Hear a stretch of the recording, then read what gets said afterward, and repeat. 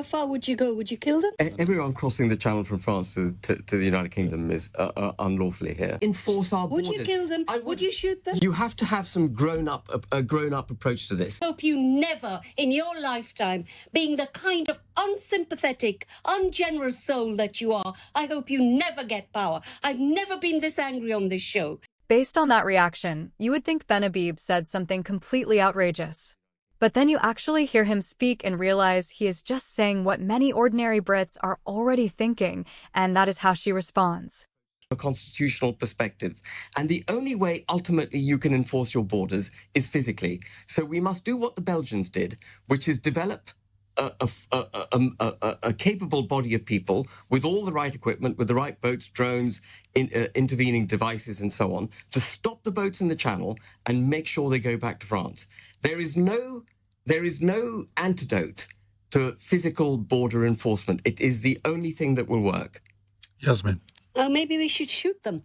Maybe we can have a new hunting sport, Ben. You have a background, a migration. Let me remind the people listening. Yeah. You're as brown as I am.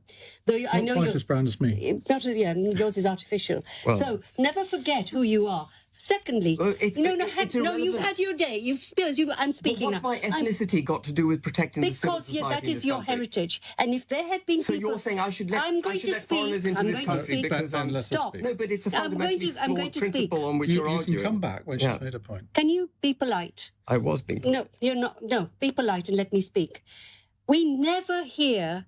It's so convenient, right, to blame those people on boats whom we never see, we never hear. They're not on these programs. Their stories are never told. And one thing I do agree with Ben, sort of, will you stop behaving like a hooligan and let me speak? They're coming from France.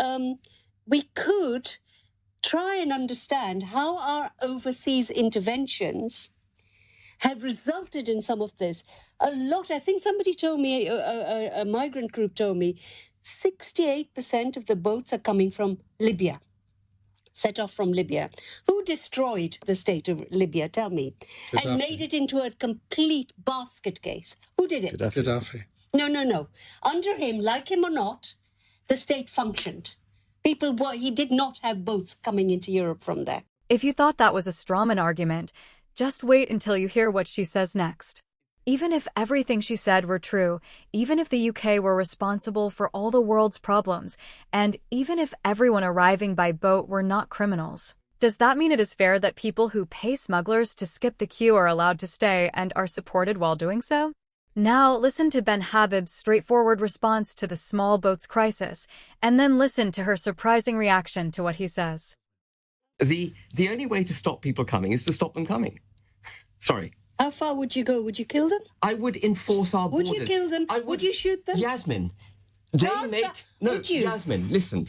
You have to have some grown-up approach to this. They're in France. They're safe. Their security is assured. They decide to get in flimsy dinghies and attempt this 25-mile journey. And by the way, they're encouraged repeatedly to do it by the success of their mission. The repeated success encourages more to come, which is the point Ian was making earlier. If they know that they're going to be met by British security at the edge of our territorial waters, which, by the way, we have an entire right to do under international law, and they will be prohibited from coming into British waters, they will learn to go back to France. Now, the reason she responds this way, according to this argument, is because of a certain ideological mindset. If you do not see the West and the UK as oppressors and everyone else, especially migrants arriving illegally by boat, as victims, then you are quickly labeled as extreme or unfair.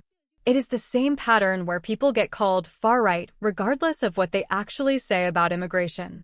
This kind of thinking, critics argue, can stop people from showing empathy to others who are also affected, like those living in coastal towns, where communities feel the impact of ongoing migration pressures. There are real people with real experiences that often get overlooked in the wider debate.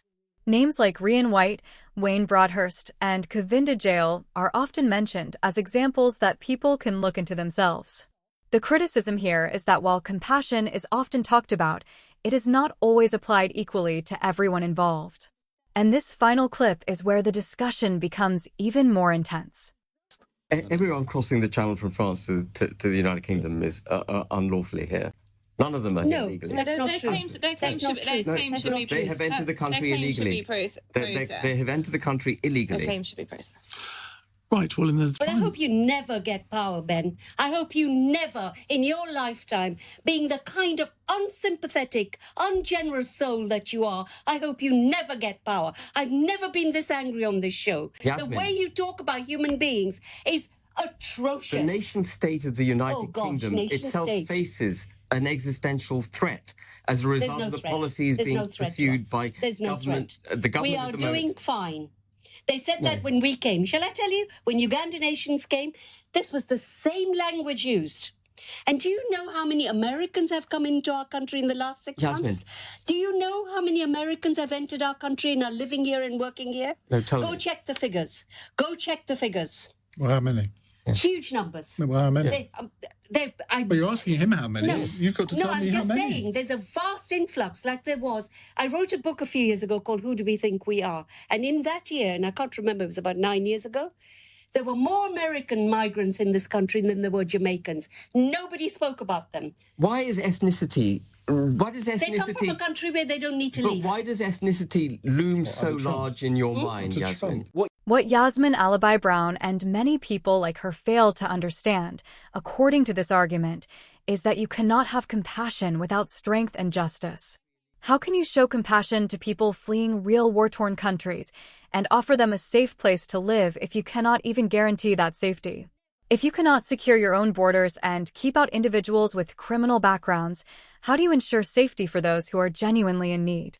How do you show compassion to the victims of grooming gang scandals if there is not enough willingness to prosecute offenders because of fears around causing offense related to ethnicity or religion?